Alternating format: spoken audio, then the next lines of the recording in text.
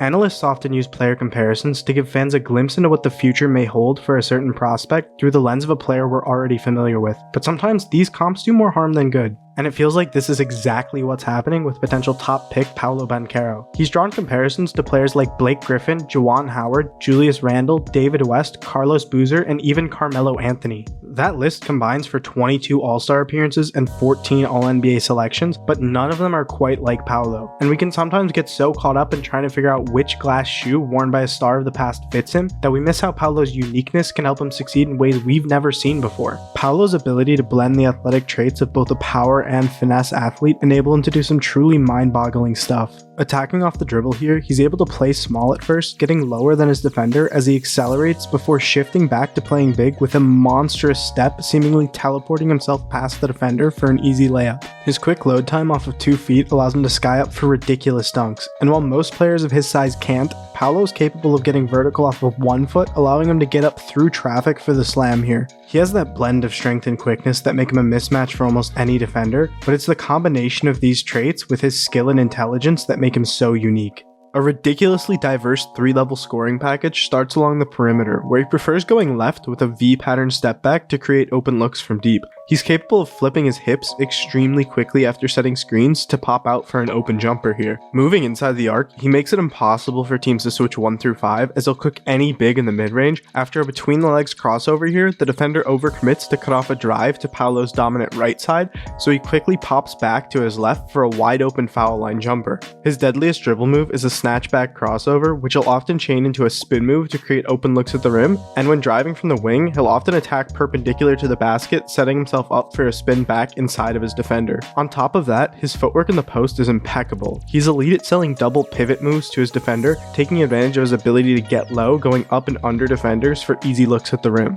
Paolo has excellent touch as a finisher, but he tends to force finishes with his right. Here, he creates space to his left with his double pivot, but forces the shot with his right, which the defender is easily able to block. Despite being incredibly polished as a scorer, Paolo might actually be a better passer than scorer. His passing skill itself is impressive. Here, he up fakes past a closeout, collapsing the defense, then firing a live dribble dump off to his big man. He has both the touch to perfectly float in passes like this lob, and the strength to rifle in quick reads through tight windows. Not only does his scoring threat pull in defenders to create openings, but Paolo excels at reading and manipulating weak side and overloaded defenders. Here, as soon as the weak side defender steps up to stop his drive, Paolo places a perfect pass to the dunker spot. Operating out of the pick and roll here, the defense shows a soft hedge. His roll man slips into the space, but Paolo knows that the hedge he just saw means the opposing weak side defender is going to pre-rotate to stop the roller. So he waits for the defender to commit and kicks to the wide open shooter on the wing. His usage of pace is advanced. He sees 2 teammates on the weak side here in transition with only 1 Kentucky defender, so he slows down, and just as the defender commits to the cutter, Paolo floats a one-handed pass to the shooter. He's so creative in the ways he generates passing windows, using a high gather and pivot step to split the blitzing defenders, giving himself an opening to fire a skip pass to the corner shooter. 2 things we didn't get to see much of at Duke are his ability to hit cutters, which he thrived at during his time at BFL Prep,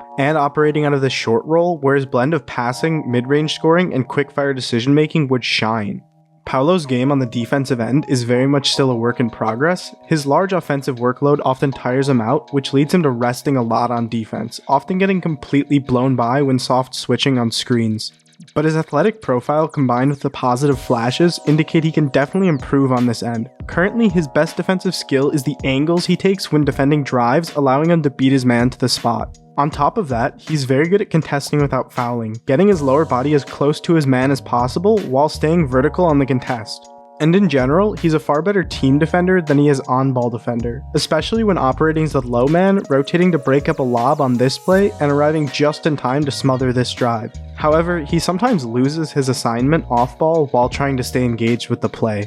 Every so often, we get blessed with a forward capable of performing mind-boggling athletic feats, but not hitting step-back jumpers and making multi-leveled pick-and-roll reads like Paolo Banchero. From day one, Paolo's ability to bend a defense and create shots for his teammates will have an impact as either a team's primary or secondary creator, ideally operating as both the ball handler and the screener in the pick-and-roll, and with good shot mechanics, he'll be a reliable floor spacer. On the defensive end, his strong communication and off-ball rotations will provide some value, value, but his unpolished footwork and lack of overall engagement will make him a negative for now. Long term, Paolo needs to figure out his exact playing weight. He added a lot of muscle between high school and college. The strength certainly helped, but he lost some of the quickness that made him so electric before. I don't think Paolo should fall past the second pick, so the team he ends up on has more to do with how the lotto order goes rather than his actual best fit schematically. That being said, of the teams likely to pick at the top, my favorite fit is the Indiana Pacers. Long term, his ability to play off of Tyrese Halliburton in the pick and roll would work brilliantly, and they can stagger which one runs the offense when needed.